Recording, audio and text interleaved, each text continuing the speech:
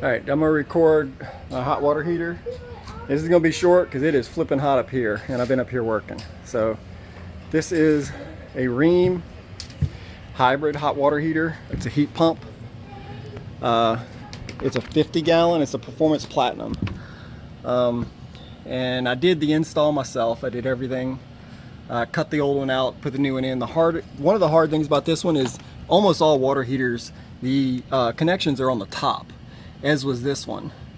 So on this one, the connections are on the side. The cold water inlet is down at the bottom down there, and the hot water outlet is up here.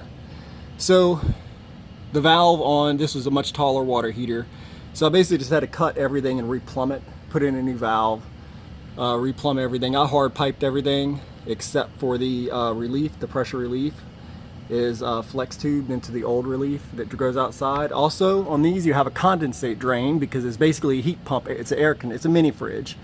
So that goes down, and I teed that into my drip pan drain, which is sloped, so my condensate goes out. And honestly, I don't think there's almost no condensate coming out of this. If you think about a mini refrigerator, you know, you don't have a condensate drain line on your mini refrigerator, and this is kind of the same thing.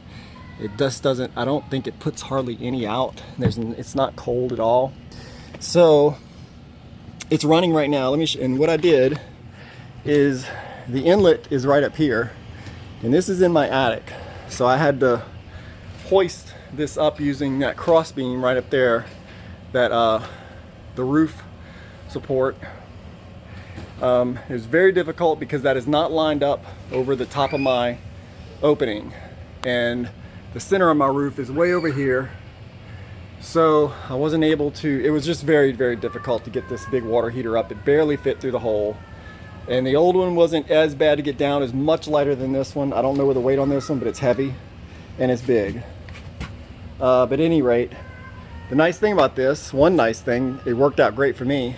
Your inlet is on the top, your outlet is right here, and basically it's air conditioned air coming out. It's cold air. It's not as cold as your central air conditioner in your house, but it's cold.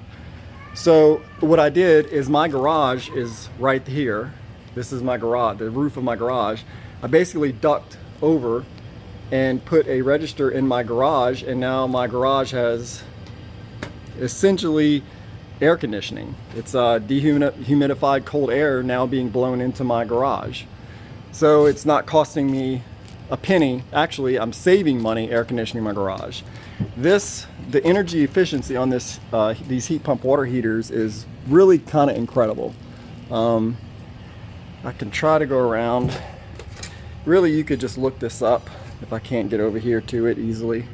But you can see here, the estimated cost is $110 a year for this. The one I pulled out of here was $480 something. It was a 12-year-old water heater. It's $480 something a year estimated cost.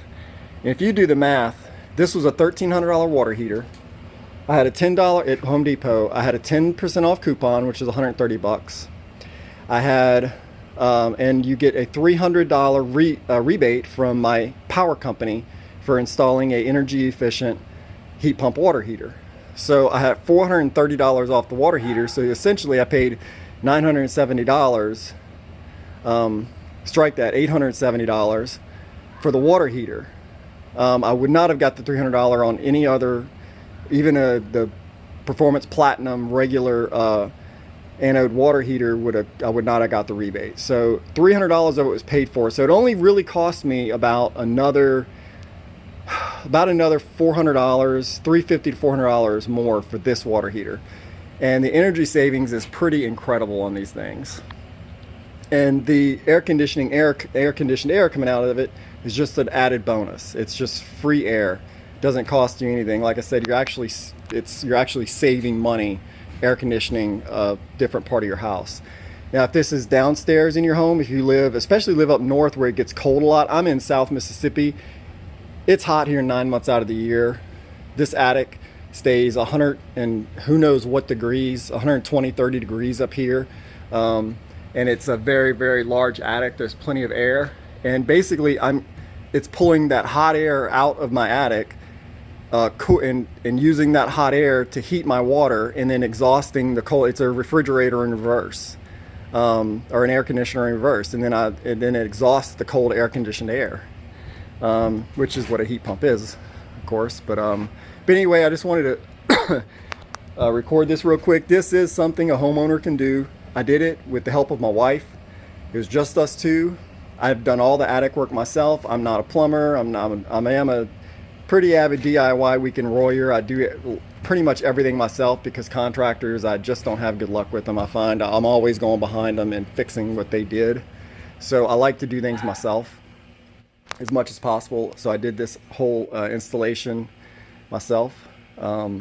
Saved a lot of money. They're going to charge me $600 to install this. It took me 2 days. It took me 1 day to hoist it up. My nerves were shot when I got it up here. Didn't want to do anything else that day. So now day 2 was yesterday, and I finished the install, and then today I did the duct work. And so basically, not really 3 days. I did it over the course of 3 days, but it didn't take 3 days. So that's it. Heat pump water heater. If it's in your budget and you're a pretty good DIYer and you're ready for a water heater, if yours is 10, 11, 12 years old, it's probably about had its life anyway, because these, they stopped making things that lasted 20 or 30 years a long time ago. So something to think about. Thanks for watching.